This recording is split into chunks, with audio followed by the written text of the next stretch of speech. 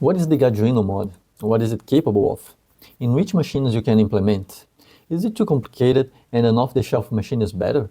And can you afford at least 40% more in a CAF Mazzino or 400% more in a Decent? Maybe a PID plus dimmer and pressure gauge is already sufficient for you? In this video, I'll show you the critical extra capabilities that you get compared to an upgraded Gadja or Silvia, a flavor of the process for you to understand if you're comfortable to do this mod, how much it will cost, and help you to plan your first steps. At the end of this video, I hope you can say if you're definitely out, in, or if you need to see my future videos to confirm how confident you are in doing this mod yourself. And in the next ones, I'll help you to make your choices, acquisitions, and I'll show you my journey step by step implementing the Gaduino mod. So if you're interested, subscribe to receive the notifications. If you don't know what is the Gaduino, let's say that it's a motherboard with sensors and a software that allows you to control not only the temperature, the flow, and the pressure, but you can define phases with different flow and pressure. You can have a pre-infusion without disengaging the solenoid, which may break your puck, may affect your extraction. You can have scales that are predictive scales, which means that the software will estimate when it needs to stop at that weight that you desire, at that volume that you desire. It can have the hardware scales. It's a module that you can implement and it will stop exactly on the weight that you wanted. And you can connect a Bluetooth scale. There are only, for now, 2 Bluetooth scales that are integrated, the Akai Lunar and the Buku, and only in the new version of Gaduino, but they will include more. And you have a display where you can see the data of your extraction on the fly. For those who steam, we can see in this video that Gaduino makes a big difference. We can note that it keeps the temperature between 147 and 157 Celsius degrees, and we can hear in the background a click that is the pump adding water to the boiler. This is the Dream Steam function, which means that the software is controlling how much water is consumed while you are steaming, and it is adding water from the water tank into the boiler. So the limit for you to steam is basically the amount of water that you have in your water tank. This is a huge difference for the original Gadjas that has a very small boiler, 80 milliliters only, maybe less for those who have a Ranchillo Silvia, which has a 300 ml boiler. But in the end of the video, you will see that Viparx rings the cloth after steaming for almost 6 minutes, and you can see that there's not much water in the cloths. I'm not a specialist in steaming, much on the contrary. I prepare only espressos, but from what I read, the drier the steam, the better for steaming your milk. And this looks pretty impressive for me, but I'll let you guys to judge. I'm putting cards and links in the description for you to check all the videos that I'm replicating here, okay? So it's a great lab for those who would like to experiment, different beans for example, or for those who pursue their perfect cup and want to control all the variables that may affect the quality in their cup. And it's also interesting for those who want exactly the same shot every day, because then they can have the same temperature, the same flow, the same pressure, the same volume, and they reduce a lot the variables that may interfere in that cup that they want. And what is the difference between Gaduino and a machine with dimmer, pressure gauge, and PID? Gaduino will give you much more control and precision. You don't need to keep an eye on the scale, on the pressure gauge, in your extraction, looking at that naked portafilter to see how is it going, and piloting the dimmer to adjust the flow or the pressure to your desired levels. It's not just an autopilot. It's more like an autonomous vehicle where you set your destination and hit go, instead of driving your potentially excellent car with manual shift. You also have the history to check later and store your best profiles, but it's more complex because you will have to install softwares in your computer, you will have to flash that code in your microcontroller, you will have to study and understand what you're doing, because in case of any problems in the future, there's no technical assistance. You will have to resolve the problem by yourself. And I will not say that installing a PID, dimmer, and pressure gauge is simple, but it's simpler than installing a Gaduino and a bit less expensive. If you haven't seen my videos, I'll leave a link for the playlist with these 3 basic mods for you to check and have an idea of how difficult it is. If you don't feel comfortable in doing those modifications but want these capabilities, there are two options that I know as of today. Decent, that costs $4,000, and Cafe Mazino, that costs $1,400. It's much more expensive compared to the Gajuino, that if you buy a second-hand machine to modify, the total cost will be around $700. And if you buy a new Gadget, maybe you will spend $900 or $1,000. Do you need these capabilities to have a great cup? In my opinion, no. I think this is more for the hobbyists, for the nerds, for people who are more in the extreme end of this game. I don't think anybody really needs the capabilities that a decent Cafe Mazino or a Gajuino offer. But in my case, and for other hobbyists, it's for fun, it's for curiosity, it's for the obsession in obtaining the perfect cup in our tastes. You may also be asking if this mod is reversible and if it's going to avoid your warranty. Well, if you don't cut any wires and hoses, you may reverse everything, but I think there's a high risk of voiding your warranty. It's a big intervention in your machine. Can I modify any espresso machine? You need at least to have a boiler. It cannot be a machine with a heat exchanger or a thermal block. Ideally, you should also have a solenoid valve. The Gajuino community, they criticize the lack of solenoid valve, especially because of the quality in the cup, which is controversial. But technically, it's possible to modify a machine without a solenoid valve. If your machine has a thermal block for steaming only, it's possible to disable the steam function and use the Gajuino in your machine. E61s will also have several limitations because the three-way is mechanically activated, which means that when you are pulling the lever, you are opening or closing the way for water to go to one or another direction. And this is not controllable by the software. Then you can modify, you can connect your pump to the Gajuino, but when you press the button in your Gajuino, you will also have to pull the lever to send the water to the right path. And then you will also have to manually close that lever later. Today, my preference would be to modify a Gadget or a Rancilio Silvia. But one thing that bothers me in those machines is the low volume of the drip tray. Gadget Classic has about 600 ml in volume, Rancilio Silvia 500, and my ECM Classica P80 1 liter. Regarding the height, there are a few mods for Gadgets, 3D printed solutions where you have a lower height drip tray, which will reduce even more the volume, or there's a kind of a platform that you put so that your scale can be out of the drip tray. You get maybe 1 or 2 centimeters more.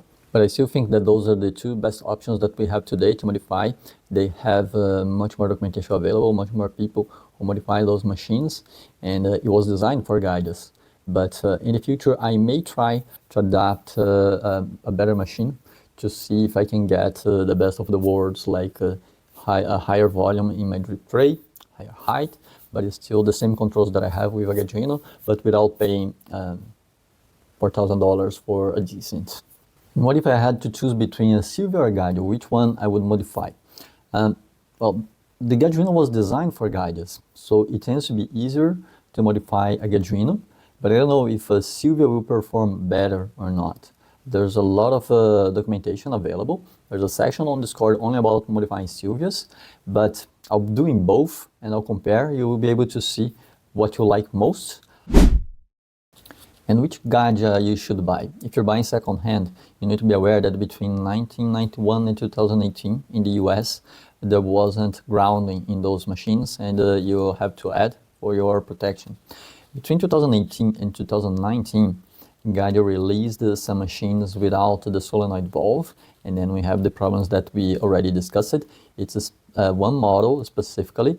Another important information is that after 2019, Gadget started implementing the eco versions, and it was mandatory by law. So they have push buttons in the power switch, but there's a mod for that, and you will have to implement in your machine.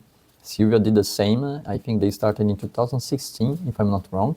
But again, there's a mod available. Other important details, the most recent machine, well, not most because now they have the 2025 version, but the previous version in 2024 was the Evo Pro. And the Evo Pro had that issue with the coating that were releasing some flakes, and they had to issue a recall and change the boilers. So if you're buying secondhand, make sure that you have the new boiler, the aluminum boiler without coating.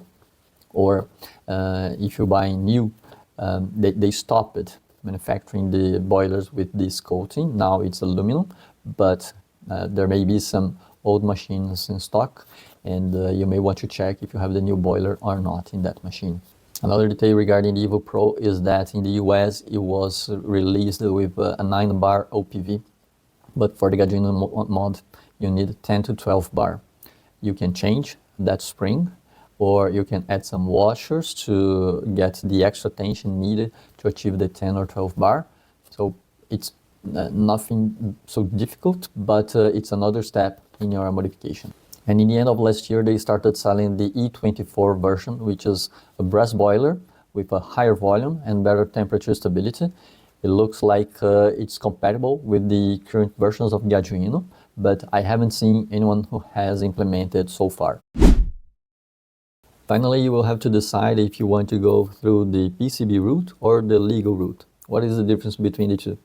The PCB is a motherboard that has everything pre-installed. Well, most of the components pre-installed, except for the thermocouple, the pressure transducer, and the SSR. Most of the complicated stuff will be on that board. If you opt for the Lego route, you have to buy modules, components, crimp wires, solder those wires, and if you're not used to that, you will have to train a bit, because bad crimping, bad soldering, bad isolation will lead to some other problems that you will have to troubleshoot later. And if you're not familiar with those procedures, it may also be more difficult for you to identify where is the issue. If you're not familiar, go through the PCB route. But there are some advantages in opting for the Lego route. Okay? For example, if you have any problem with one of those components, one of those modules, you just replace the defective one. And if you bought a PCB, you will have to replace the whole motherboard. Is it a guarantee that you will not have any issues with the PCB route? No, but it reduces a lot the chances, because you will not have to especially solder anything, and you know that those modules will be pre-tested and will be working, well, should be. You will also see that there are two versions available. One is the third generation, that is the newest one. You will buy the PCB V4 in this case. The other is the generation 2, and then you will buy the PCB V3.1. The difference between those two, the main difference is that one is closed, the V4 Gen 3. The other is open. You will be able to modify the code. You'll be able to evolve the code yourself. Before, they will evolve, but all the code will be closed and will be updated like you do in your Windows or Mac, for example. And the Gen 2 will not be supported and evolved anymore. Then you're going to be by yourself. The new version also has some capabilities that Gen 2 doesn't have. For example, it has a web interface. You will be able to use only your phone or tablet instead of having a screen dedicated to it, if you prefer. It will have the ability to share profiles, unlimited phases in your extraction. I don't know if you will need all those phases, but it's unlimited. The shot history, the screen is bigger. It's 4.3 inches against the 2.4 in the previous version. And people are saying that the interface is much better. It will also support Bluetooth scales, and they have already integrated Akaya Lunar and Buku, and others will come as well. All those informations that I'm bringing here are available in the Gaduino official website and in their Discord. I'll leave a link for both the official website and to the Discord. These are the official sources of information that you should be looking for. I'm just trying to bring here a summary of what I think are the most relevant information. I'm trying to make it a bit easier for you to understand those details and make your choices.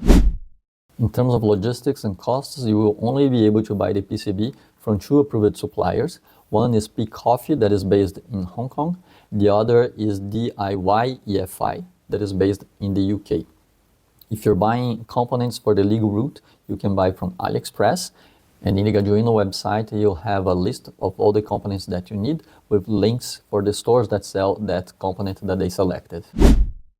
If you're buying the PCB, it's important to buy from the approved suppliers, because those are the ones who are approved by the developers. Those are the ones who are supported.